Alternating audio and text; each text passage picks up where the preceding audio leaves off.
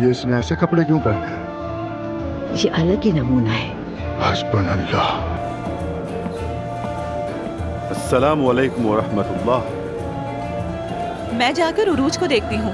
मैं तुम्हारे साथ चलूंगा। मैं भी जाऊंगी। आपकी तो आंखें चमकती हुई दिख रही हैं मुझे। बहुत शुक्र है, बहुत शुक्र है। अल्लाह तुम दोनों को खुश रखे। बहुत शुक्रिया आपका।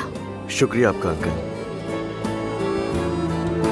असलाम, मुझे लगता है कि तुमने अम्मी को हिजाब के बारे में नहीं बताया और इसलिए ये मुझे इस तरह देखकर हैरान है। क्या तुम मुझसे यूं ही नाराज रहोगी?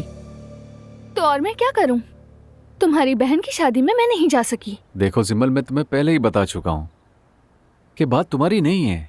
सब लोग हिलाल को जानते थे और बाबा ने मना किया था। मैंने उसको कॉलर से पकड़ लिया। मैंने कहा तुम नूर की यह नौकरी खत्म करोगे और उसे दोबारा नहीं देखोगे।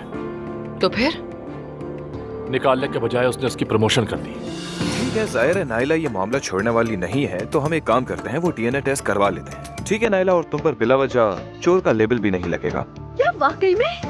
हाँ वाकई।